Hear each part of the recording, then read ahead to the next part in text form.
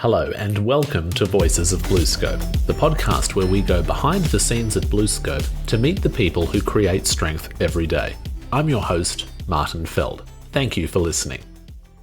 In this episode, we're celebrating 50 years of the Environment Department at our Port Kembla Steelworks in Australia, which has overseen various significant initiatives and projects, such as the greening of the steelworks and construction of the waste gas cleaning plant, just to name two. Attending the anniversary dinner on the 28th of October at the Inside Industry Visitor Centre in Port Kembla, Craig Nealon, Manager Communications, conducted interviews with 6 former and current members of the team, including Eric Lengling, David Hodges, Lorrie Zammit, Natasha Porteous, Neale Lundberg, and Sharon Makin. Altogether, they outlined Port Kembla's long-standing commitment to the surrounding environment and community while sharing some of their own personal stories and recollections. As the interviews progress in this episode, in the background you'll hear some of the socialising that took place at this wonderful event. First, let's hear Craig speaking with Eric, who shares further context for the dinner, along with how his life changed while working for the department and how he came back to work on site as a contractor with Veolia.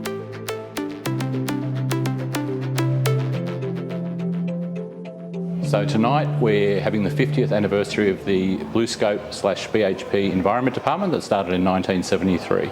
We had a reunion 25 years ago.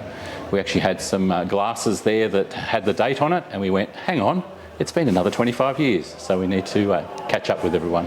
Now, you used to work in the BHP Environment Department at the time? Correct. From 1989 through to 2001, I worked in the Environment Department at BHP, and that's where I met my wife as well. Oh, nice story. So your wife was in the department at the time? She was in the department.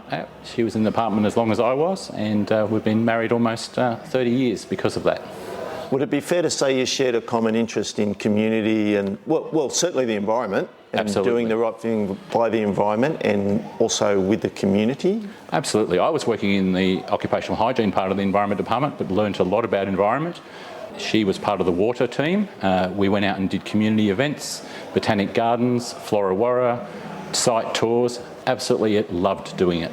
We were also on the complaints hotline together. So that was interesting sometimes. You took the good with the bad, I guess. Yeah, there was one time on a Sunday morning where Melinda took the call, and then she said, I'll just pass you over to my occupational hygiene counterpart.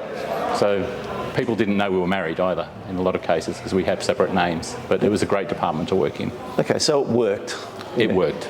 Yeah. Absolutely. So you no longer work for BHP BlueScope, you work for another company, but Still on the Port Kembla Steelworks, right? So you haven't been able to keep away. Left for 10 years, came back, and a job with Veolia came up, based at the Port Kembla Steelworks, believe it or not. It was just amazing. So what is it about this place and even this role where you feel a connection with the community that keeps you coming back? The camaraderie, the relationships I've built over the years are still there. The BlueScope culture, it's something that you can't get anywhere else, and it was great coming back. And I feel Veolia, sitting in the middle of BlueScope, has got a similar culture. When I joined the contracting company, I went around BlueScope and spoke to the managers, and they feel our people are their people. So the culture is very similar. Fantastic. And what are you looking forward to most from tonight, do you think? Catching up with people. It's just, I've been at the front door there, and it's just been fabulous seeing some of those old faces. Unfortunately, we're all getting a little bit older and a little bit greyer, but it is what it is. I know, I feel a little bit guilty of dragging you away from working the crowd because I know the evening's about to start and... That's okay. You better get back there, so... No worries. Thanks for the quick chat and enjoy the night. Thank you. In our second interview, as the first ever head of the department, David explains its genesis. I think the department was actually formed in 1973, 50 years ago. Before that, we were a subgroup in the combustion department. Okay. Oh, all right, so the company had a history of environmental work prior to this department being formed? Yeah, I can't remember just when. I think it was about 67. I don't know how long you want this story to be. I was in combustion doing what they called process control work, looking at the instrumentation around the company, and everything was starting to go electronic. One day I went up to book, this is a bit long, one day I went up to book some holidays from the engineering staff officer on a Friday night after 5 o'clock. He was on the phone, so I put my elbow on the 3-drawer filing cabinet, perfect height, and there below me was a memo with my title as the subject heading. And it said, "This is to confirm that," I'll use a false name, "Billy Smith will arrive this Tuesday," it was a long weekend, "to take up the above position." And it was my job. Oh, okay. How would you have felt? I didn't know what was going on. So I went home thinking, no one's told me I'm not doing my job very well. But what had happened, the big boss had thought, boss of engineering had thought I wasn't the bloke to lead that group into the electronic age. And he was quite right. And then he told me later he apologised for putting me in that position. But he said another part of my brain was saying, we ought to have someone here looking after environment issues to guide the company in that area. And he said one night at home, the two halves of my brain got together. That's when I became the environment guy. Oh, so you were the inaugural environment guy? Oh, yes. Okay. Yes. No, that wasn't my idea, of course. It was his idea. It was a good thing to do. For back in, it might have been 65 or 67, pretty forward thinking. Okay. Yeah. And tonight is a special night. I've seen you come in through the back door here, and apparently no one actually knows that you're coming tonight. And it was, in your case, it was a last minute.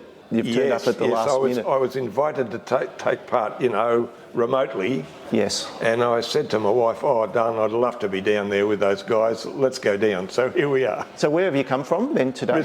Brisbane.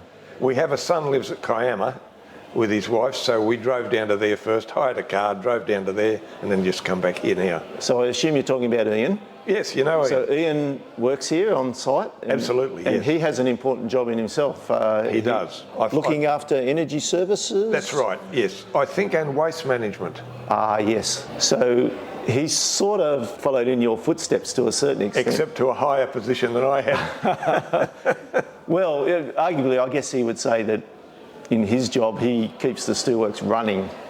Yes, true enough. As far as energy-wise. Responsible for utilities and so on. It's a pretty demanding, yeah. But would it be fair to say that in your role in the Environment Department, you really kept the steelworks running too with the social licence to operate within the community? Because the community expectations became more and more. There was an expectation that the steelworks needed to do the right thing by the people living nearby here. That's right. And if I can just go back a bit, I spent my whole working life here, 39 years, and I always worked for what I would describe as honourable men. Sometimes you hear people talk about cruel bosses. I never had one like that. And the other wonderful thing about it was I think every recommendation I made to management, listen, we better do this to cut down this pollution or that pollution, air, water or noise, they accepted. I'm an outsider looking in. I've not been part of the department, but I can vividly remember the time at the steelworks here where it was transformed. The greening of the steelworks. Oh, yes, that was. And painting the buildings. The whole amenity of the place changed. Yes, right. And I'm assuming you had a big part to play in that. Yeah, I was very blessed. I don't recall suggesting painting of the buildings. But when that was decided that would be done, I was asked to be responsible for that too, sort of being a semi-environment issue, yeah. Now that's left a wonderful legacy here, and I hope you get a chance to, you've come back fairly quickly, but I hope you get a chance to look around and see if there's been any significant changes since the last time. Well, yeah, sure. We've come down from Brisbane for about 4 days, so might have a chance to get back here. No doubt Ian will grab you and show you around. I hope he does, yeah. That'd be nice. Thank you. Lorrie now outlines his long history with BlueScope and how he came to join the Environment Department. I've been in the Environment Department for about 33 and a half years, and my current role is it's a national role, so ASB Downstream Business, Senior Environmental Advisor. 17th of December this year, I will clock up 50 years service with BlueScope. So not all of that time's been in the Environment Department? No. Okay, so what made you come across the Environment Department? What's kept you there all this time? So I suppose in my earlier parts of my career, I did electrical and electronics type work, and I saw an advertisement in the Environment Department for a noise control position, and I thought, yep, I might give this a go, and went through the interview process, was successful, and that was 33 and a half years ago. And since I've been in the Environment Department, I've had a number of different roles, which I've absolutely loved. Okay, so that's one thing that may have kept you in that department all this time? Yes, the fact that I actually had the opportunity to actually move around and to learn other things apart from just noise control. So I ended up in a compliance role, occupational hygiene role, and then worked my way into a senior advisory role. And I've known you as someone who goes out and spends a lot of time in the community as part of your role, or will you go and speak to people that have... Yeah, over the years I've been involved in a lot of community-related promotional type work, going out to the schools and talking to children about environment and doing all sorts of tree planting exercises and giving awards out at local councils, just a bit of everything, and that's just amazing. It makes it so much more enjoyable. Would I be right in saying you're the longest serving current employee in the Environment Department? I think you're probably right, yes. And you've had a fair bit to do with organising tonight, so that's something pretty special too? Yes, myself and my manager, Natasha Porteous, and Eric Lengling, and yourself. Yeah. Thank you. But what's it mean to you? Like, why was it important for you to organise? It was important to me because I think that at the end of the day, you know, it's a celebration of such a fantastic department made up of fantastic people who devoted a lot of their working years to striving for best environmental performance. And, you know, today we talk about drawing strength. Our people are our strength. And I suppose when I look at the way the Environment Department function has always operated, we all treated each other with a lot of respect and honesty and support. We supported each other. And that to me was probably a clear demonstration that we drew strength off one another. Well, thank you, Lorrie, for organising tonight and being part of it. I'm sure you're going to enjoy it. I sure will. It's a great thing, not only for the department, but for you personally as well. So, you know, and you deserve a lot of thanks as well as all the other people that'll be here tonight. It's been my absolute pleasure. As the current manager, Natasha discusses the need for openness and transparency when discussing the environment and addressing community stakeholders. I feel super proud, particularly having all my predecessors here in the one place at the one time, and a little bit nervous, I've got to say. I was just about to say that maybe there's a little bit of pressure on you, if, especially those who might have come back and haven't been here for a while and come back to look at the plant and might be able to find a few little cracks in what's happening out there. I'm not sure. Absolutely. They're big shoes to fill, so yes, feeling a little nervous. Interested to know what they think about the site though. Yeah, absolutely, it would be. And when you first came into the role, did you find it daunting or...? Oh yeah, no, I've got to say I found it very daunting. There's a lot to get your head across in the environment space here, particularly at Port Kembla Steelworks. You know, it's not just air emissions, it's not just water, it's everything. It's land, air, water, waste, energy, greenhouse gas. So yeah, it's a big to get my head across it all. Yeah, it would be fair to say too, it's not so much dealing with those issues, but you have to do it in a way where you're engaging with all the stakeholders, you know, the regulators and the community in general, let alone all the plant people, our employees. So congratulations to you, because I know that you do a very good job, or your department does a very good job in that space, because it sort of touches all of us in a way. Do you have any particular stories or any memories that you might have that, without trying to put you on the spot? Well, I've been with the Environment Department 15 years, and I guess if I start with a story, my most memorable first experience when I joined the Environment team, I was taken into the EPA offices in Wollongong with my manager at the time, Mark Garrahy, and sat down with the lead EPA officer for the site, William Dove, and he said to me, the reason that we get along so well with BlueScope is because we're open and honest with each other. and they're words that just ring true, and it sort of explains the type of relationship we now have with them, which is a very good one for a regulator.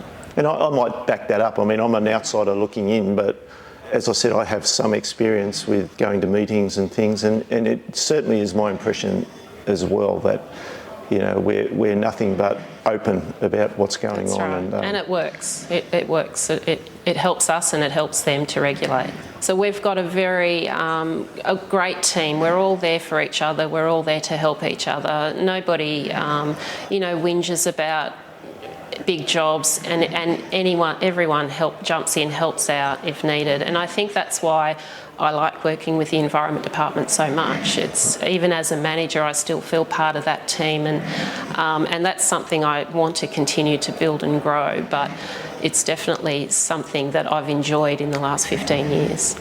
And they've all got their little passions, whether it's a waste passion or looking after the water or the air, so it kind of works well that, that they're all able to express themselves and do what they want to really do with environmental improvements. So yeah. We now shift to Neale, who explains the importance of transferring environmental knowledge and practices to new generations at BlueScope. We were moved into the Environment Department in 1989 as an occupational hygiene group. After we got there, we were integrated within environment, and I got to share responsibilities between environment and occupational hygiene. I spent time as the senior environmental engineer for ironmaking, plus I was running the occupational hygiene group, which is a group that looked after the internal working environment for the whole of the Port Kembla plant. Was that your background, was it, Neale, like in occupational Yeah, well, hygiene? our background, we originally came from the tech services laboratories. Yep. And David Hodges, we all did the occupational hygiene course at School of Tropical Medicine at Sydney University. So that's what brought you to the department. What kept you within working in the Environment Department for so long? Oh, well, we had an absolute great team up there. We had a great boss, tremendous boss. He would be the most visionary environment guy we'd ever come across. We did our own thing within our own profession, and our leader was a man who would listen and give advice equally. We had a great group of people with us all round. The teamwork was absolutely tremendous. Plus, the other thing, we did a lot of work with the community. We had to build those relationships with quite a diverse population outside the boundaries, as well as kind of getting the trust of our own workforce. You know, you stood up tonight, you grabbed the microphone and wanted to say a few words, and you called out some of the newer people in the Environment Department. So to me, I thought that was quite a special thing to do. So, oh, well, you know, these things work around our people, and young people, they were asking for how should they do their job.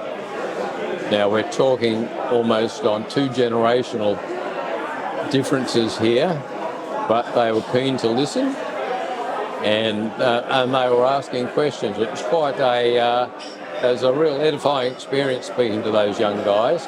We had brought trainees before, you know, through the department. I used to do part of that targeted selection interviewing for our young environmental engineers, which at that time was scary. They were really, really bright kids. And I guess what we've got here is the product of that kind of induction. have you got a fond memory that you can think of that you'd like to share? It was always a pleasant place to work. It was always a challenge. And what about tonight? How's tonight gone? Tonight is a real blast. You know, like I say, we've got the young guys, and we've got those that were following behind us doing our job. There's talking to a new current affairs manager. So no, it's been a real a pleasure and an eye-opener. In our last interview, Sharon illustrates how you can make a real difference for the environment from within a company. So I started in the department in 1985. I did vocation work before that during my degree and swore I would never come back to the Steelworks because I was climbing stacks and so then Doing drains and things like that, were you? Yeah. And my degree was in environmental science and I was going to be a ranger. I wanted to play with critters and that sort of stuff. So then I joined in 1985 in the environment field. What kept you here, I guess? What kept you working at the Steelworks? I joined the department to work on how do you rehabilitate the slag stockpile that became the North Wall of 21 area.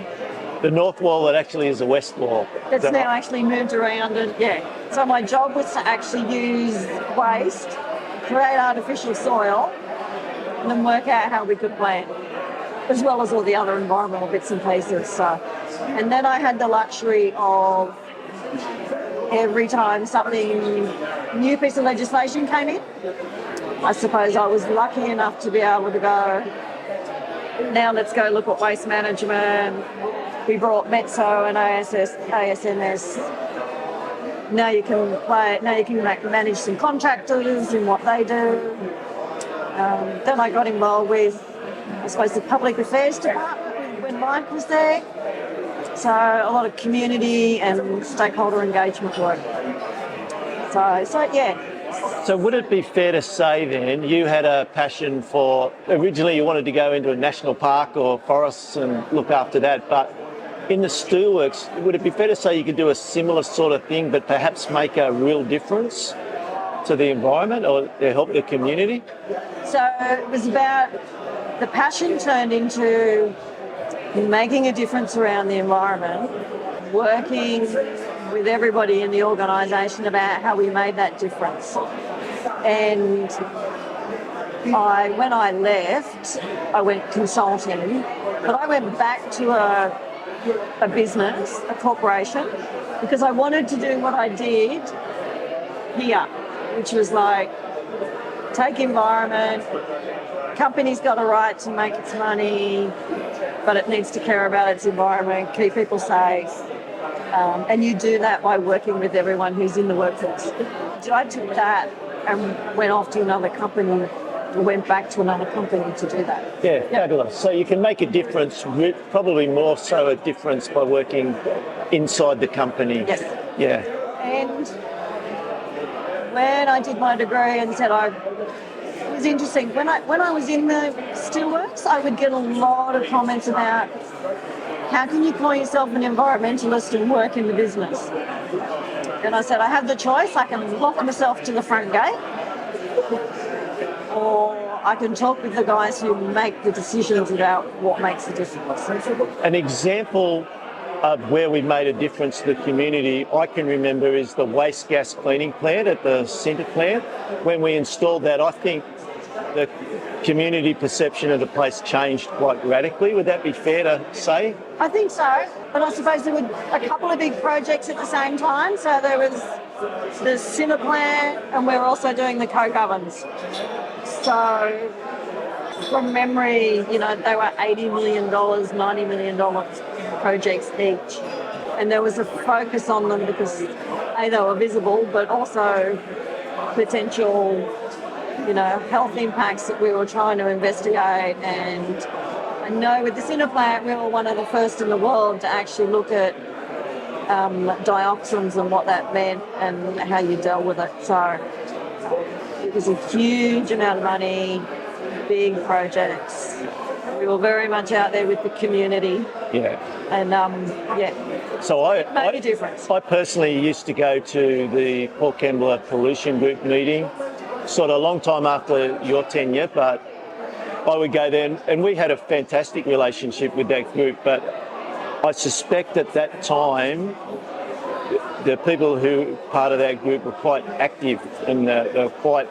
Anyway, that community would have shut us down if we weren't doing the right thing. They would have, and I think So David Hodges set the relationship up really well, so I was able to step into that role. But I do remember the community saying at one point, "Hey Sharon, you're always here, we trust you. We never see any of the management." Yeah. And for the meetings after that, the superintendents would turn up. They would be in the crowd. So I'd be the spokesperson, they would be in the crowd. And I think that took us a long way so that the community could see it wasn't just me as a spokesperson, but the management were there and happy to stand by what was said.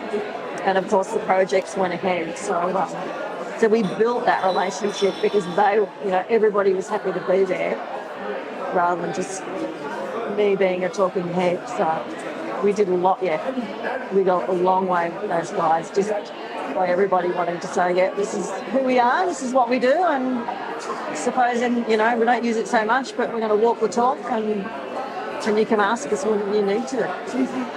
Finally, how has tonight been? How's that gone? Are you enjoying catching up with some of these old faces? It's really great being able to catch up with a lot of people I haven't seen for 20 odd years. There's lots of good stories that are going around and things that you forget and the way other people see things. So all I can say is thanks to BlueScope for letting us come back and for seeing the need to celebrate 50 years of environment.